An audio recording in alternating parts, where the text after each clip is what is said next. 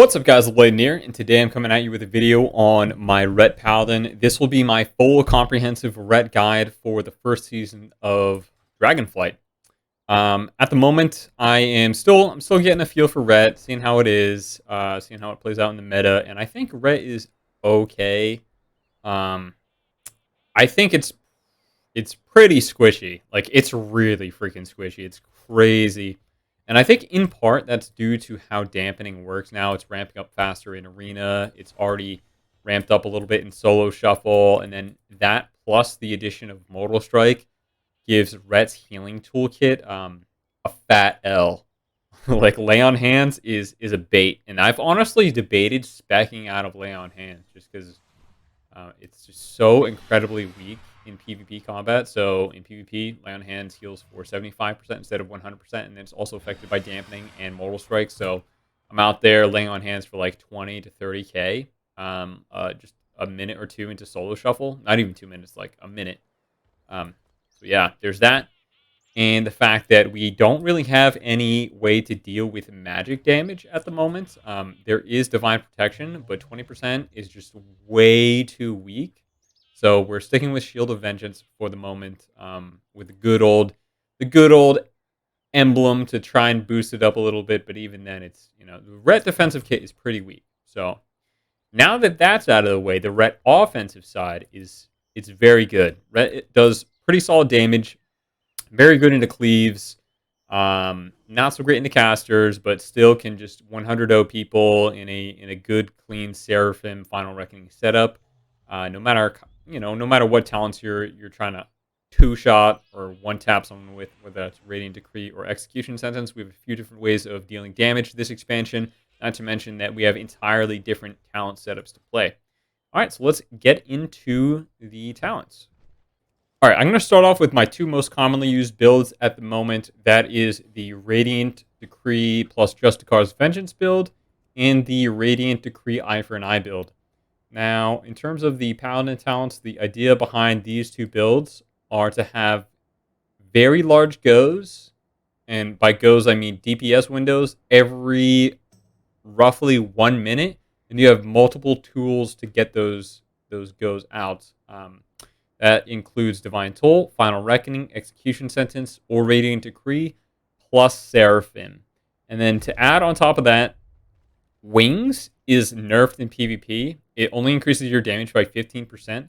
So having these pretty strong goes every 1 minute, you don't necessarily need to attach Wings to the DPS rotation here. You can get out significant damage without Wings. In addition to that, we take Seal of Order to increase our overall consistent damage in our healing and our survivability a little bit. This build does differ a little bit from the 2v2 version of it. Say I was running 2s, I probably would not run Execution Sentence if I was with another DPS, but we'll get into that build in a second. The next build that I run is the Radiant Eye for an Eye build. So basically all we do differently with this build is Templar's Verdict becomes our main filler rather than Justicar's Vengeance, just so we can have Eye for an Eye.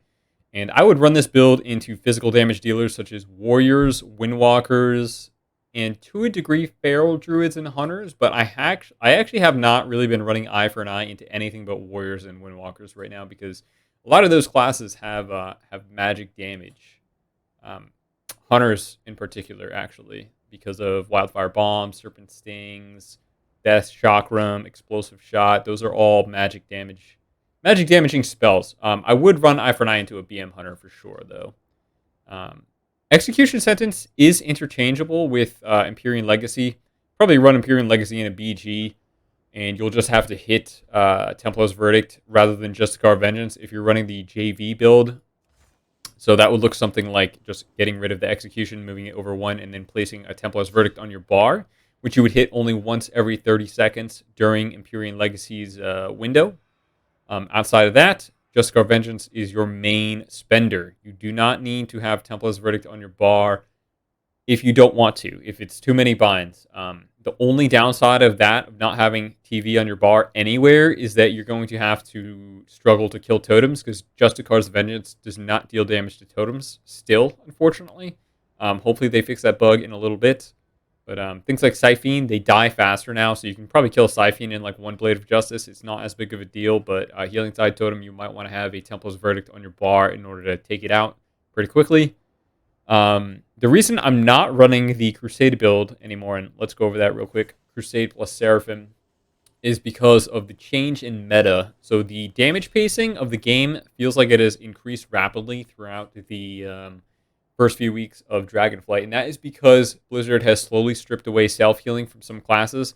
Obviously, some classes are tankier than others and still heal more than others. I'm looking at almost everything other than Red Paladin at the moment. But the main goal behind the Crusade build was sustained pressure to outlast those defensives and self-healing rather than one-tap burst potential. And I do still think the Crusade build is good, and if you're going to run it, I would run the Mastery build, or the Mastery as your primary stat, just so you can swap back and forth between the two builds. But yeah, I'm now personally more of a fan of the Radiant JV because of the stripped back self-healing tools of a lot of classes. Obviously, locks and DHs are still pretty hard to kill because of their self-healing and defensive utility, but you can hit like 150k Radiant Decrees, 120k execution sentences, and all this is amplified by the fact that you're running normal wings plus Seraphim, and you're able to get down into Final Reckoning for that additional 25% damage increase or so. I believe it'll be a little bit more than that because the normal Reckoning is... I'm not sure if the normal passive Reckoning is nerfed as well, if it's like a 5% increase in PvP, but the 50% I'm pretty sure is actually 25% in PvP. Another thing to note is I have swapped off Hand of Hindrance, and I do still think Hand of Hindrance is good into some things, but for the most part, I'm running Consecrated Ground for the Consecration slow to kite around pillars or to stop Mistweavers from running in a circle around pillars. The thought behind that is Hand of Hindrance really it's pretty bad, especially if you're not running Law and Order as a slow to get the cooldown down of Hand of Hindrance. Almost every class has a slow removal or root removal. Not to mention, it can just be dispelled, and it has a 30-second cooldown, whereas you can have Consecrated Ground down almost 100% of the time. And when you get an Art of War of proc and use it on a Blade of Justice, your Consecrated Blade also drops a slow. So you can have two pools of slowing potential. So that's pretty nice. There are a few other builds that I would take a look at here. The last build I'll talk about is the long regular wings plus Final Verdict. Now, this is something that I would likely run in twos, and my friend Frumbles was playing this build. I think the only thing that I would change out is Touch of Light. I'm not entirely sure I'm a fan of Touch of Light, but again, you're not necessarily making it to another Blessing of Protection in a twos game, so you can just take it even though it's dog. It's actually just so bad. This thing will do like 3k damage over the course of an arena. But I guess it's better than having no value at all from improved Blessing of Protection. What this build does is it lets you have max value on regular wings. So Sanctified Wrath increases your wings by 5 seconds, and then you'll have the double Hammer of Wrath with Vanguard's Momentum to increase the time, and then you have the Divine Toll and the Resonance to increase the time with Zealot's Paragon. So it's similar build to the Crusade version. It's just slightly altered with regular Avenging Wrath. I'm trying to think of anything else any other builds that I would mention here. But for the most part, the Radiant JV, the Radiant Eye for an Eye, and the long regular wings are what I run. Long regular wings I would run with a double DPS partner just because it has a little bit more healing potential. Because you're not spending your holy power on an execution sentence or a Seraphim, you have more opportunities for Word of Glory, and then you're fine running either Radiant Eye for an Eye or Radiant JV with the healer. Next, I'll talk about the PvP talents. So in prior expansions, Aura of Reckoning was the main DPS talent that we absolutely never switched out of. Now, I believe that's Lawbringer. Lawbringer is sometimes my top or second top damaging ability in an arena, especially a 3v3 game. So I'm having a tough time giving up Lawbringer, especially since Aura of Reckoning is nerfed and Wings is nerfed. But my baseline setup, more or less for BGs or Solo Shuffle, something like this. And then I will also swap out Aura of Reckoning for Blessing of Sanctuary if if I think I need the dispels, or if I'm running against a survival hunter, you can take Judgment of Pure. I don't think Judgment of Pure is that good into assassination rogues, just because they reapply their poison so many times, and it's really you're only taking poisons off versus a survival hunter, which you can cleanse traps, explosive shots, serpent stings, a bunch of their magic effects. You can also take Judgment of Pure against something like a Frost Mage, maybe. I might run a build like this against Frost. And one more thing to note with the PvP talents is we do have a lot of good PvP talents, but if you did want to run Law and Order and you weren't taking Hand of Hindrance, you can actually pick up Law and Order and it will function without Hand of Hindrance. So you don't need to be talented into Hand of Hindrance to get your Blade of Justice slow. So you do have plenty of different options to run in terms of the PvP talents. So pick and choose. It's pretty situational. All right, the next thing I'll be going over is the gear. All right, so the Ret stat priority is as follows. I would get as much versatility as you can, then mastery, and then your preference between haste and crit. I think both are okay at the moment. You do pick up a decent amount of haste from your talents, so you get 5% from your Relentless Inquisitor, and then 4% from Seal of Alacrity. So it's a nice little baseline amount of haste they have while focusing on other stats. So let me show you guys how much I have right here. So I have about 42% mastery, about 30% versatility. And then when we stack up our Relentless Inquisitor, let's see if I can get the max X right here. And then we proc a Seraphim.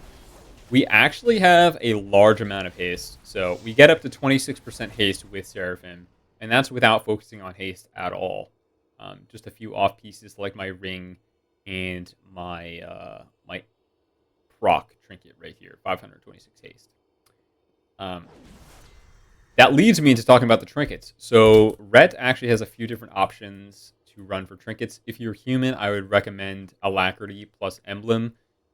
Very few scenarios I swap out for double DPS trinkets, just because Ret is so incredibly fragile right now. However, it actually might be worth taking the Ferocity just because of how fragile we are.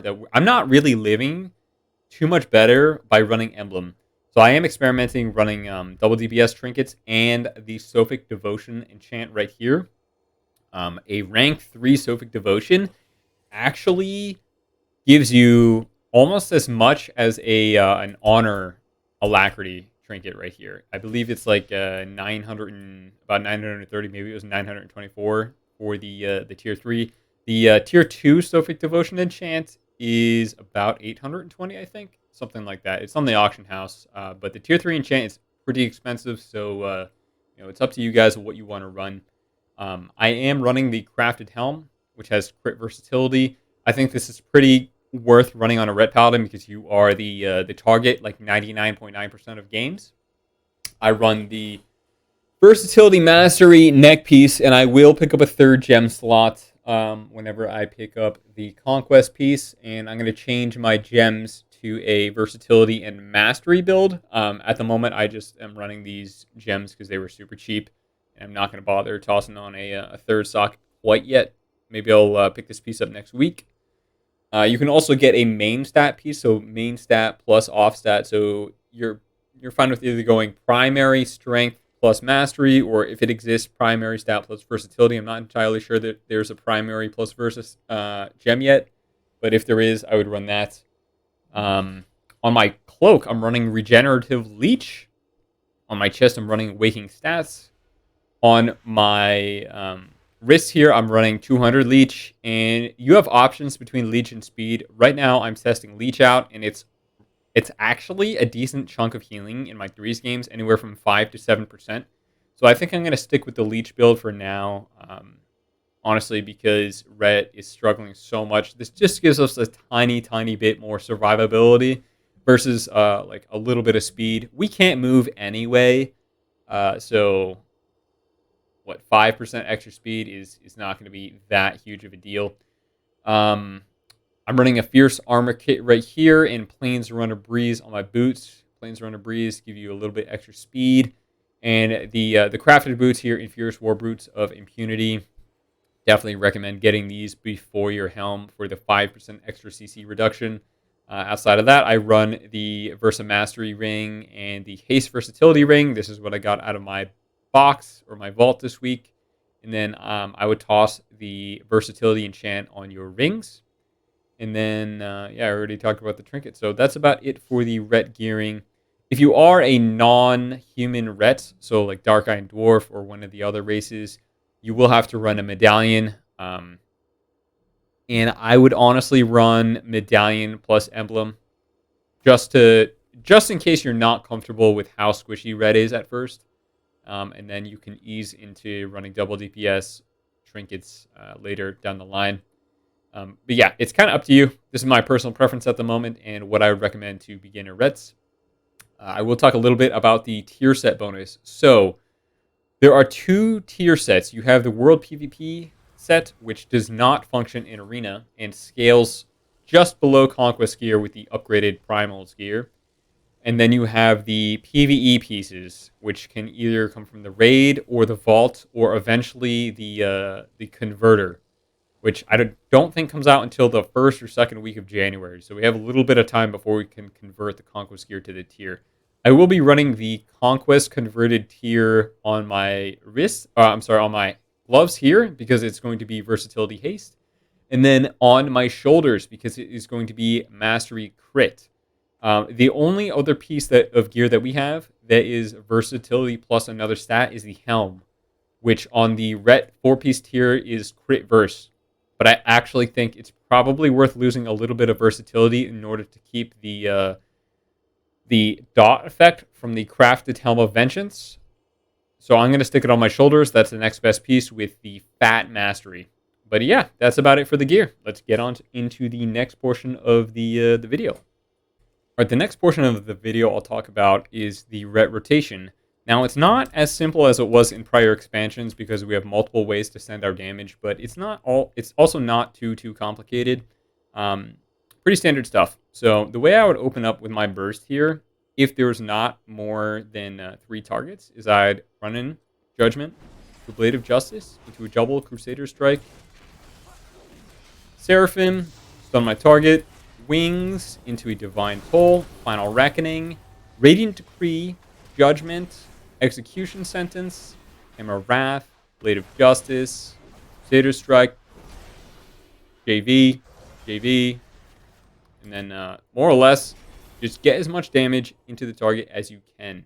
Now, immediately after Final Reckoning, you have 2 choices between either first pressing Radiant Decree or first pressing Execution Sentence. It depends on the class that you're fighting. So if you're against something like a any spec rogue, I advise pushing Radiant Decree first because Radiant Decree gives you that instant damage, whereas you might be wasting some time with Final Reckoning if you toss an Execution Sentence and the rogue immediately Cloak of Shadows. The same thing applies to Death Knights. Death Knights can AMS or AMZ, and that absorbs a good chunk of the Execution Sentence damage. So it kind of depends on the classes. Something like a Warlock or a Shadow Priest, I would probably open up with a Execution Sentence rather than a Radiant Decree first, so you can build your damage and try and get that big one-shot. But other classes like Sub-Rogues, or even other Ret Paladins that may end up bubbling your burst instantly, I would press Radiant Decree first. So the nuance in the rotation is whether to immediately Radiant Decree or Execution Sentence with your burst. Outside of that, it's about maintaining your buffs and debuffs. Outside of your go, you're going to want to make sure that you always have up Blessing of Dusk for the 4% reduced damage taken and the increase in armor, because you're not... You are not a tanky class, so anything to help you live. And then you're also going to want to maintain your Blessing of Dawn as much as possible. Sending your consistent damage involves just not overcapping on Holy Power and keeping your Holy Power generators on cooldown as much as you can while spending your procs as they become available. I would also advise generally sending Radiant Decree into Judgment windows or pressing it whenever you can cleave it onto other targets. But yeah, the consistent damage rotation is not too difficult. And the only other difference between not having enough targets to build up the holy power on versus, you can instantly generate 5 holy power with your divine toll is the speed of which you can send your damage. So say I'm in a 3v3 arena, not a 1v1 or 2v2.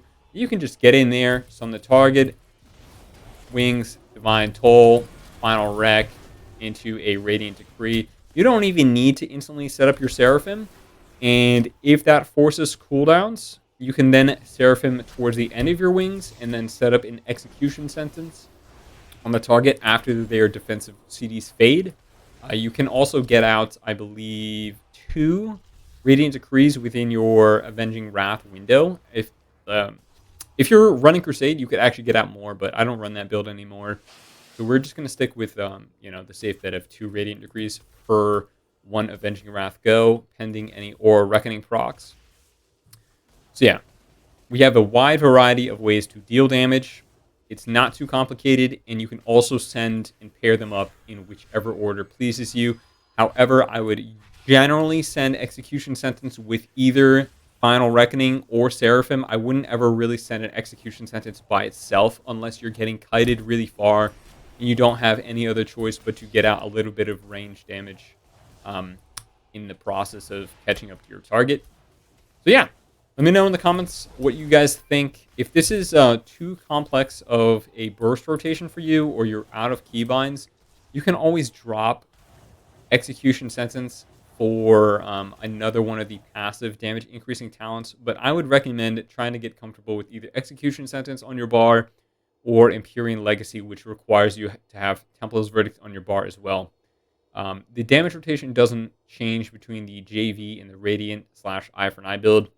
If you are still running the Crusade Seraphim build, the rotation has not changed from my last guide. I will also drop a link in the description for anyone who has not seen that one. All right, now I'm going to talk about my keybinds, add-ons, and macros real quick. So I get a lot of questions about what the plate buffs add-ons I have that shows judgment and CCs on the target. That's an add-on called Fly Plate Buffs. I'll link it in the description along with the rest of my add-ons. But the main thing that you're going to have to know about Fly Plate buffs is it's not maintained anymore. So you're going to have to install the files off of GitHub. So if you guys know how to do that, great. If not, I'd recommend just, reading some of the comments on the CurseForge add-on. It's very simple. You just open up the add-on files in Notepad, and you copy-paste the updated files from GitHub into the correct file locations, and it will stop giving you all those LUA errors. The next add-on I use is Big Debuffs to display CC on my teammates. That allows me to push Blessing of Sanctuary or react for Blessing of Sanctuary faster. I also use Sort Group. And the add-on Sort Group is very, very helpful, especially in solo shuffle. What that add-on does is it displays your teammates' party 1 and 2 in order. Now, I'm personally a fan of having my healer on top and myself on the bottom in my party frames, in my party raid frames. And whoever is party lead inside the arena always becomes Arena 1. So you can, if your healer is not Arena 1, you can right-click, promote to leader, and they'll move to the top of your raid frames if you're running Sort Group. One thing to note is there are a few different ways to set your Sort Group. So I have myself on the bottom and the order descending. So that allows me to right-click the healer. But if it is your preference to have it the other way, so healer on bottom, yourself on top, and then party 2 in the middle, you can do that as well. I'm going to give an example real quick of what that looks like in an arena. So as you can see right now, my healer is in the middle, and he is not lead. So I'm going to ask the DH, Nug, can you please promote Shui to leader for my macros? Let's see if he responds. He did. And now Shui is on top. And that means that my party 1 Flash of Light, my party 1 Word of Glory, all go on to this top person, and my party 2 Flash of Light, my party 2 Word of Glory, and all my party 1 and 2 binds are now all set. So we're going to get in here. I probably should have taken Sank to show you guys what it looks like, but it's too late. I was talking. Let's see how we can do into a Shadow Priest. And by the way, I would also always recommend playing Sank into Shadow Priest here. I'm going to go ahead and stun the healer into a Seraphim of Wings, Divine Toll, Final Reckoning, into a Radiant. Actually, no, I'm going to go ahead and send a Execution Sentence on the healer here, into Radiant Decree. I'm going to go ahead and party 2 Freedom my my DH, and then I'm going to swap off. I'm going to kill the Siphon right here, and probably just swap onto the Priest. I can blind the Yarder in a second. I'm watching Dan. I'm going to Shield of Vengeance emblem right here. This would have been a great time to have to have my Blessing of Sanctuary, but whatever. I screwed up. I'm going to try and get my try and maintain my of Dusk buff. Cannot get there. I'm going to train the healer since he does not have Bark. Stun him out of form into a Radiant Decree, into a JV. Put my Lawbringer up on the Priests. Yeah, that's Tranquility. Fine. I'm going to go ahead and sack the healer here. The Mind Games. There's a Siphon here. I'm going to go ahead and Templar's Riddick the Siphon because JV also does not work on Siphons. I have a big go here. I'm going to Seraphim, Divine Toll, Final Reckoning. If I can get there. Oh, big Radiant! Go ahead and land hands my healer. Execution Sentence. I stun him. Get a lot of big damage coming off right here. Radiant! 87k! This man is unkillable! He's just a tree! A double Consecration right here. Party 2 Freedom to get myself in the DH out of those roots. I'm going to swap onto the Shadow Priest right here.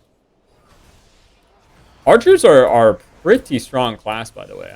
I'm impressed with how strong they are at the moment. See if I can just kill him in a normal go. I'm going to bubble this since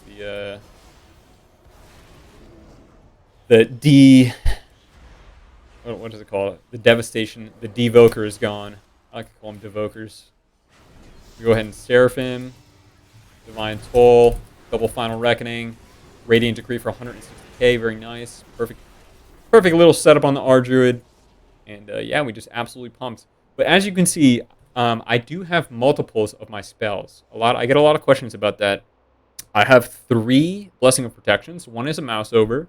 One is my party 1 Blessing of Protection, and my party 2 Blessing of Protection. So my 4 Keybind is Bop, which will go on the top person in my party. If I press Shift and then P2, so my Blessing of Protection 2 for P2, that goes on the middle DPS. If I press Shift C, which is my Keybind for myself or mouseover, it will go on me or whoever target I have mouseover at the moment. I'll provide all the macros in the description of the video. But just to give a quick peek at what they look like, it's just something like this here. I'm not sure if it's very legible behind all my text right here, but again, I will link my macros in the description. Now, setting yourself up for success involves getting the party 1 and 2 macros down as red. It is honestly the next. It will take your gameplay to the next level when you can sacrifice Bop, Freedom, and Sanctuary, and Word of Glory, and Flash of Light off targets without actually having to target them. This does make Ret one of the heaviest classes in terms of keybinds. You have so many keybinds, not to mention the rotation. Personally, I absolutely love that. I love having so many keybinds to use in order to play the class successfully. There are other methods of playing, which are you can either click or mouse over. I would mouse over rather than click frames. But if you really want to improve your Ret gameplay, I definitely recommend checking out the Party 1 and 2 macros and getting used to them as fast as possible. All right, what else do I have? I'll go over my other mini add-ons that aren't as important as the big debuffs and sword groups. But I have Tell Me When. This is just a lazy man's weak auras for my buffs, like my Dusk and Dawn and my Aura of Reckoning proc. This is a very easy add-on to use. You just type enter/TMW. And, oh, I'm in combat, my bad. Try again. And it will bring up a bar. You right-click the bar. You select what type of buff is it. Is it a buff or debuff? And a spell cooldown or a item cooldown. You know, kind of whatever you want to track. and then you can type in the name or the spell code, whichever it is, who to watch. Is it the player or is it your target? Buff, and then I would just check off show timer. It kind of depends on what it is. So with Reckoning, I don't really need to show the timer. It's fine. It's just going to go off when it goes off. Um, and then I would also track it if present, and then if it's not there, just hide it. If you do have all absent, it's not going to be it's going to be there on your bar but not active. So it kind of throws you off. However, if it is a spell like you're tracking your Radiant Decree cooldown, I would crank this all the way during absent and then click show timer. And what that will do is it will show the spell like it's an extra action bar. But yeah, it's up to you how you want to use the add-on. You can use this or you can use weak auras. The weak auras that I use, I don't use too many of these weak auras anymore. I use the Dragonflight weak auras, which can be found in Mez's Discord. I don't know how to link the weak auras because when I right click, I can't export it. There's no link. I know some people have showed me that they can just right click create link. I can't do that.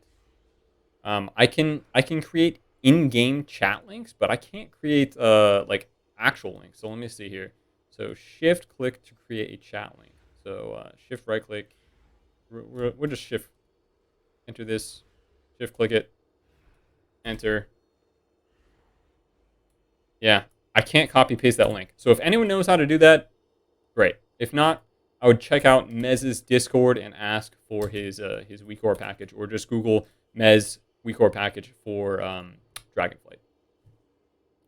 All right, I believe that's about it for add-ons. I guess I do use Gladius, but there are plenty of other options. You can use Gladiator, I think it's called Gladi, which is another option other than Gladius, because Gladius is not updated at the moment. It can give you some errors, which is kind of a pain.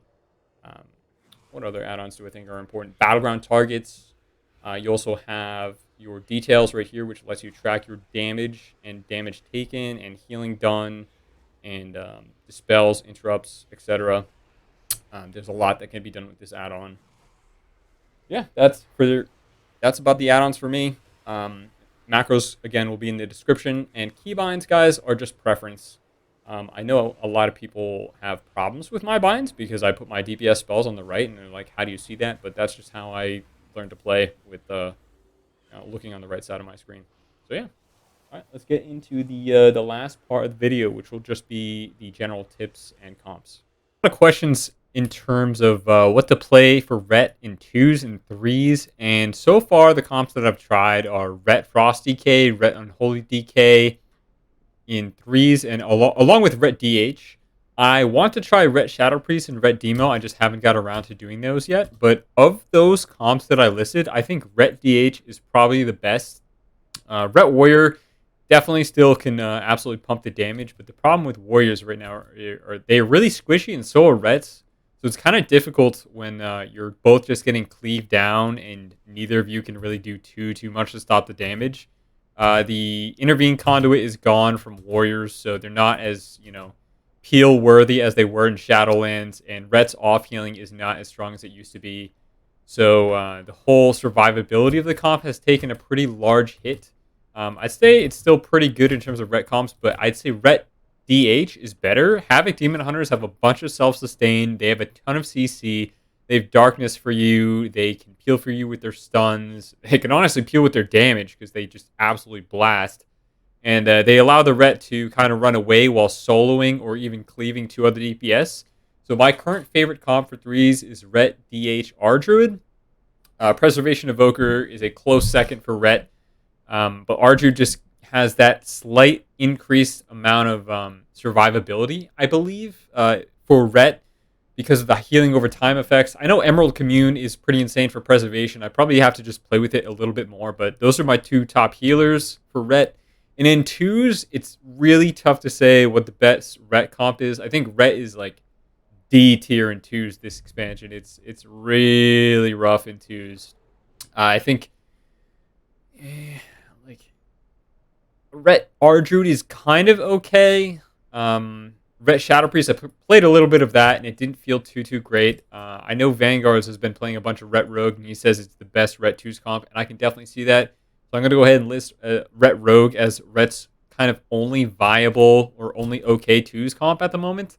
Honestly, Ret Demo is probably pretty good, but again, I just have not played it in 2's or 3's.